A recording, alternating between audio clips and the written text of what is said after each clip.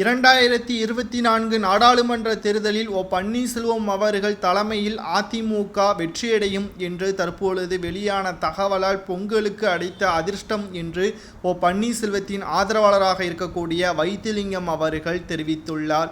என்ன நடந்தது? அதிமுகவில் தற்பொழுது பூகம்பமாக வெடித்திருக்கக்கூடிய எடப்பாடி பழனிசாமி அவர்களின் அறிவிப்பால் ஒட்டுமொத்த அதிமுகவின் தொண்டர்களுமே குழப்பத்தில் இருக்கிறார்கள். ஒரு தொகுதிக்கு 20 கோடி ஒதுக்கீடு செய்யப்பட்ட மட்டும்தான் தொகுதி பங்கீடு செய்ய முடியும் என்று எடப்பாடி பழனிசாமி அவர்கள் அறிவித்திருக்கிறார். புரட்சித் தலைவர் எம்ஜிஆர் முதல் புரட்சித் தலைவர் ஜெயலலிதா அவர்கள் வரை தகுதியும் திறமையும் இருக்கக்கூடியவருக்கு மட்டும்தான் பதவி என்ற ஒரு கருத்து இருந்தது. தற்பொழுது எடப்பாடி பழனிசாமி அவர்கள் தலைமை ஏற்றதிலிருந்து ஒரு தொகுதிக்கு 20 கோடி முதல் 30 கோடி வரை லஞ்சம் கொடுக்க வேண்டிய நிர்ணயம் தற்பொழுது அதிமுகவில் ஏற்பட்டிருப்பது ஒட்டுமொத்த அதிமுகவின் தொண்டர்களுக்கு மிகப்பெரிய ஒரு அதிர்ச்சியாக இருக்கிறது. ஏனென்றால் திமுகவில் தான் வாரிசு அரசியல் உருவாகி கொண்டிருக்கிறது. அதே நிலைமை தற்பொழுது அதிமுகவிற்கு வந்துவிடுமா? ஏனென்றால் முக்கியமான பதவிகளில் எடப்பாடி பழனிசாமி அவர்களின் சமூகத்தினருக்கு பல தொகுதிகளையும் பல பதவிகளையும் ஒதுக்கீடு செய்யக்கூடிய எடப்பாடி பழனிசாமி அவர்கள்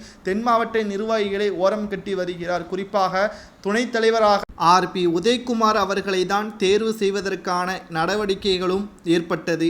ஆனால் அதற்கு பிறகு கோவையை சேர்ந்தவரை துணைத் தலைவராக ஆக்கிவிடலாம் என்று ஒருமனதாக எடப்பாடி பழனிசாமி அவர்கள் முடிவெடுத்தார். செங்கோட்டையன் அவர்களின் எதிர்ப்பின் காரணமாகத்தான் அந்த நடவடிக்கை கைவிடப்பட்டது. இந்த சூழ்நிலையில்தான் புரட்சித் தலைவர் ஜெயலலிதா அவர்கள் சிறப்பாக வழிநடத்திய அதிமுக தற்பொழுது துரோகிகள் கையில் இருக்கிறது. நாடாளுமன்ற தேர்தலில் கொடநாடு வழக்கும் டெண்டர் முறைகேடு வழக்கு இருக்குமான ஆதாரங்கள் அனைத்தையுமே டெல்லி மேலிடத்திற்கு பன்னீர்செல்வம் அவர்கள் அனுப்பி வைத்துவிட்டார். தற்பொழுது ஜனவரி 19ஆம் தேதி மேல்முறையீடு வழக்கில் பன்னீர்செல்வம் அவர்கள் வெற்றியடைந்து விட்டால் அதிமுக தற்பொழுது பன்னீர்செல்வம் கையில் வந்துவிடும் என்று பன்னீர்செல்வத்தின் ஆதரவாளராக இருக்கக்கூடிய வைத்திலிங்கம் அவர்கள் கூறியுள்ளார். தற்பொழுது வெற்றியடைவதற்கான 95% பன்னீர்செல்வத்திற்கு தான் சாதகமாக இருக்கிறது என்றும் வழக்கறிஞர்கள் கூறிய இன்று வெளியிட்டுள்ள அறிவிப்பு தான் பன்னீர்செல்வம் அவர்களுக்கு கிடைத்த மிகப்பெரிய அதிர்ஷ்டம் என்றே கூறப்படுகிறது.